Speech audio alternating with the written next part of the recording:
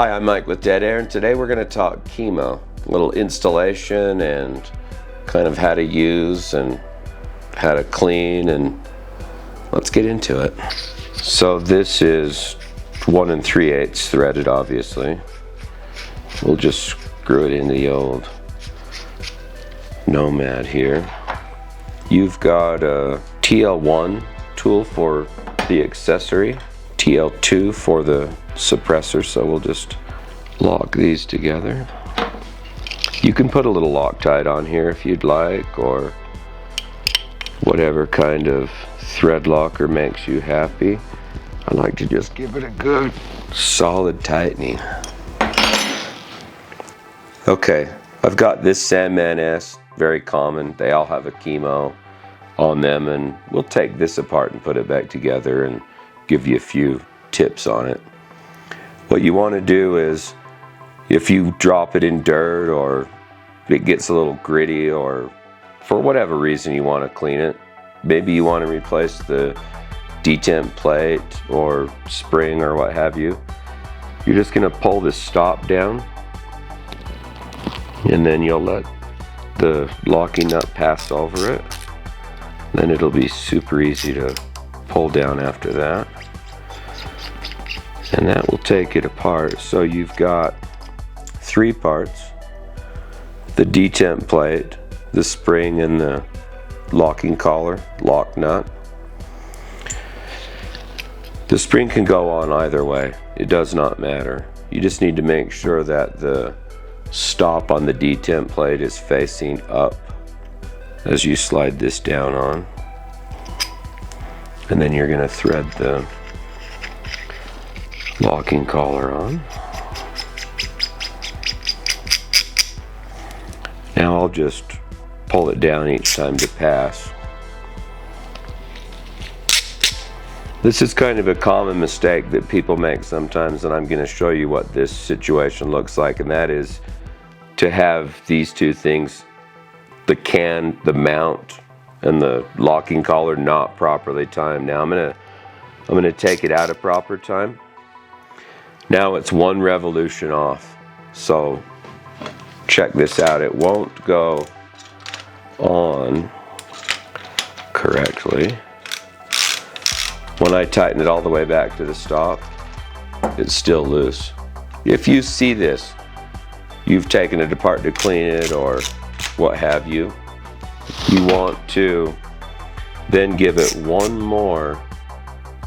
So I've turned it 1 turn down. Now I'll put it on the other side of the notch. I'll just go over this 1 more time real quick. I can't turn it down anymore, and I can't pull this down to get it over the notch again. That's properly timed. Check out the difference. Now the stops have to be touching, so in other words, the lock nut has to be open all the way for it to go on. It has a set of locking lugs and a set of guide lugs, and those need to be lined up. Repeatability on a KeyMo system is super good due to the fact that it only goes on to the muzzle device 1 way, because these 3 locking lugs are not evenly spaced. It goes back on the same way each time on each rifle that you put it on, and that will give you the repeatability on and off again, let you hold your 0. But on a flash hider, that 1 way could be anywhere on there, because this particular one's not shimmed to 12 o'clock. It's not a pin and weld gun. Once you find the spot where it drops on, tighten the can, and it will thread the locking collar down onto the can. And then once you get it threaded on to stop, you want to cinch it on. This is a thread to taper type mount. It's just in a little bit different arrangement, so it's QD.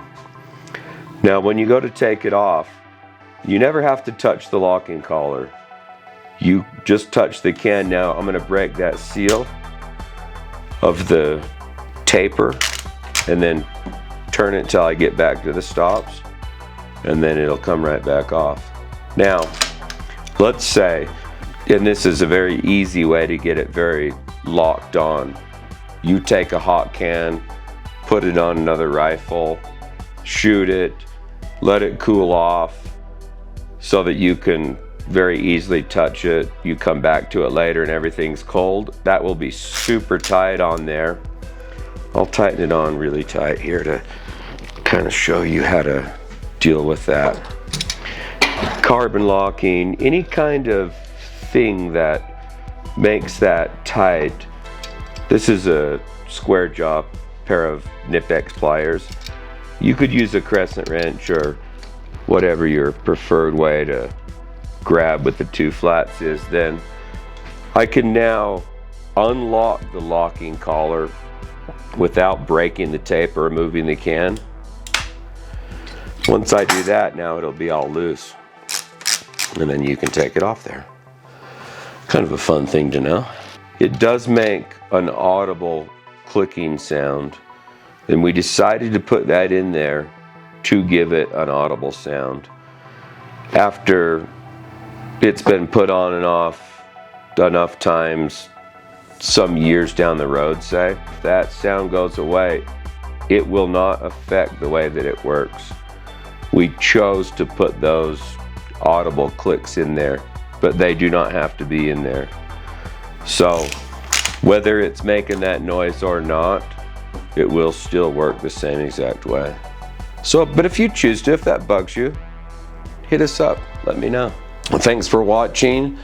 If you have any questions, you can always email us at info@deadairsilencers.com. Find us on Instagram, YouTube, Facebook, you know, the normal places. Have a great rest of the day.